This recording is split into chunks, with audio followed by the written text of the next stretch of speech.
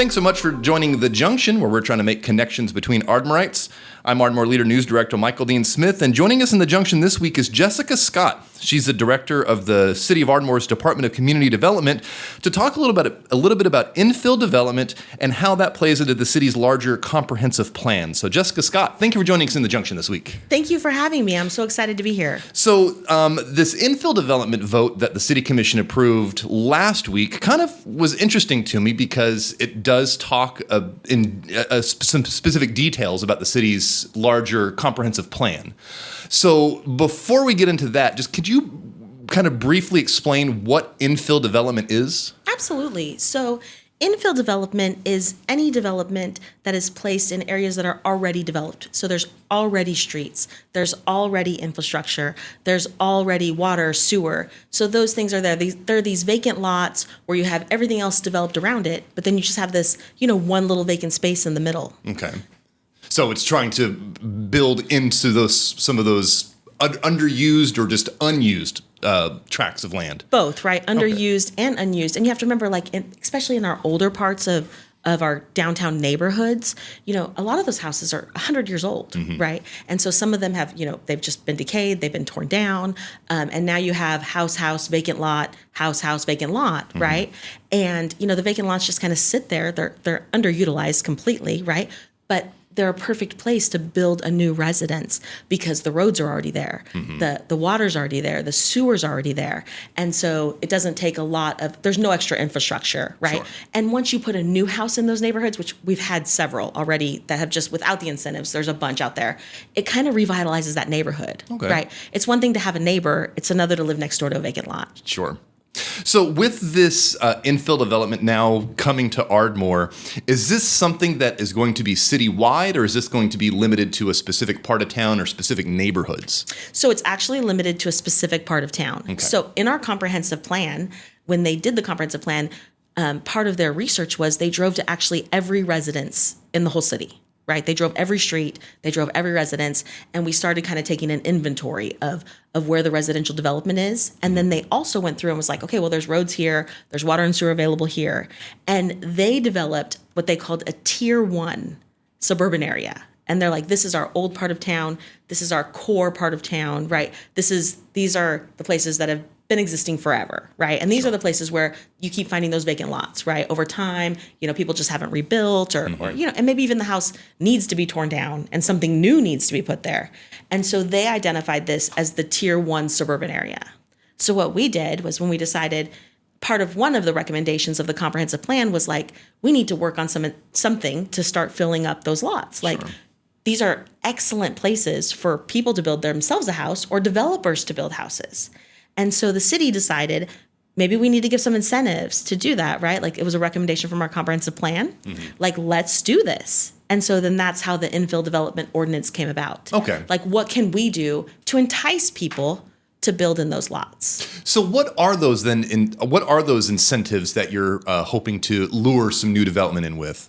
Absolutely. So a lot of those lots are smaller than what we averagely allow.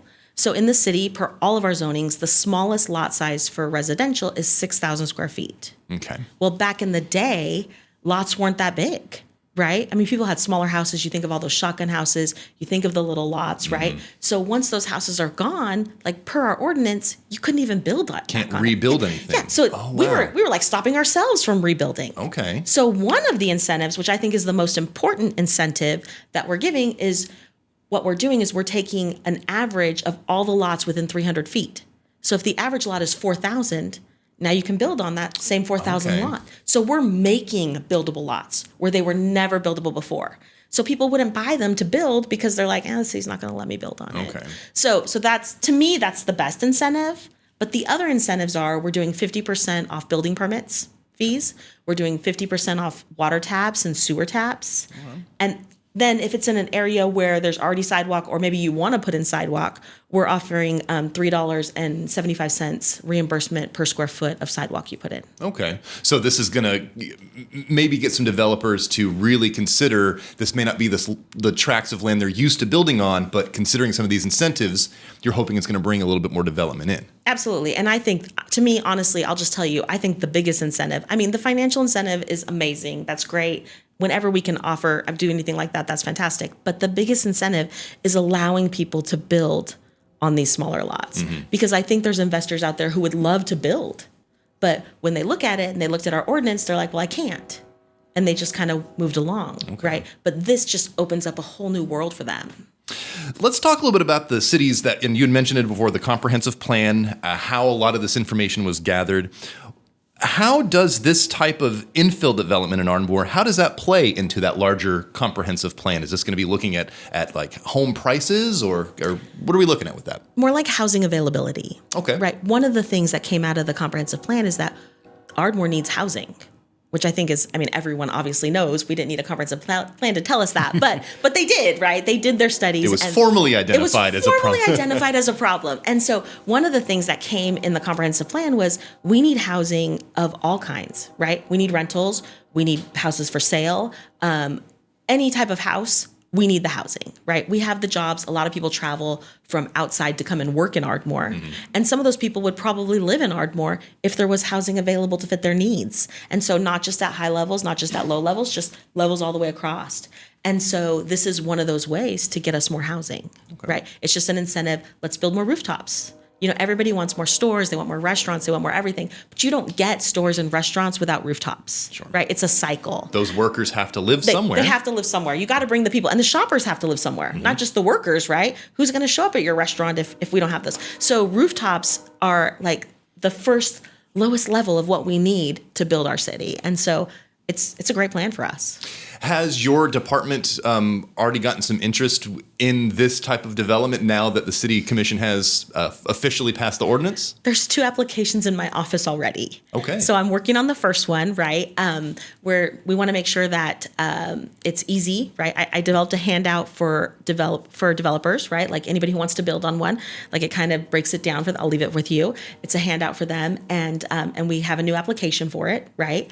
And so we're working on our first one. And part of it is getting those averages, right? Like you have to collect all the data from the 300 feet. Sure. Right. And then you're getting the average of the lot size and the average of the lot frontage. But I think it's going to be really positive. And so I'm really excited that we're going to have our first one, right? And, maybe 6 months from now, we'd be like, look, it's finished and here's some.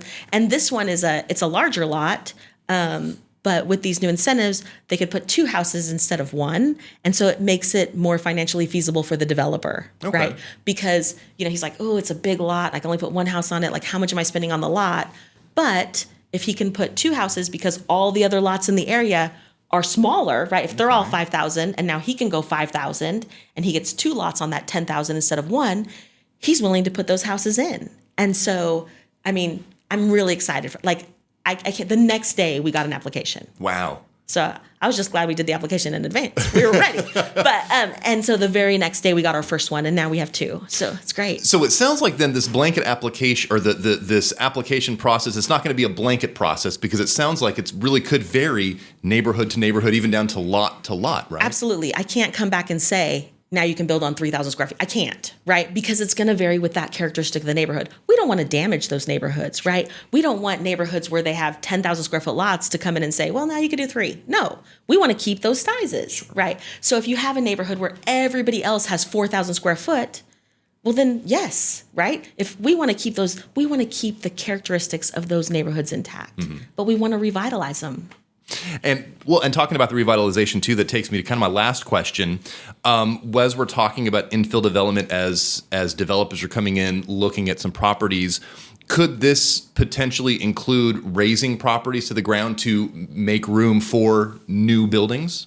Absolutely. You think about some of those condemned houses we have that have been boarded up. We have like 5 or 6 right now that have had a fire, right? And they're just, you could rebuild them, right? But they're on small lots. And what are you going to build back? Like a little tiny shotgun house? Nobody wants to live in that now, right? Shotgun houses were a big thing back in the day, but now people want bedrooms for their kids. I mean, I don't blame them. Everybody wants a yard, right? Sure. And so if you have some of these like really dilapidated houses where the people are selling it, they're like, well, we want to sell it for 10 grand. But now you also have to pay the cost to tear it down. And then they may not be able to rebuild on it. Yeah. Like that would be upsetting, right? Sure. No developer's like, yeah, let me buy this lot that's too small to build on and I have to tear down the property, Sure. right? And so I think that in that situation, absolutely, right? I mean, it's a dilapidated structure. It's on our list of attractive nuisance houses, right? And so, yeah, I mean, if you buy it for 10 grand, you have to tear it down, but now you can actually build something back. That makes me get on board. Sure. Well, was there anything else that you think listeners might want to know about community development or anything else that you're looking at with that larger comprehensive plan? We're looking at always housetops, right? We're always looking at trying to revitalize neighborhoods and trying to get our residential needs that we have. Also, like we're always available. I don't want anybody to ever be afraid to come and talk to us, right? Even if they just want to sit down and just talk about the city, like come down and see me. I would much love to sit down with them. We're there all the time. Give us a call, send me an email. We'll fit you in the schedule. We'll make you an appointment so we make sure we get you seen and just come and talk to us. Like you have questions, you need anything, come. We want to be there for the community. What's that phone number then to reach the community development? Absolutely. It's 580-223-3477. 477. Jessica Scott, she's the director of the City of Ardmore's Department of Community Development. Thank you so much for talking about the comprehensive plan and some infill development. Thank you for having me. This has been great.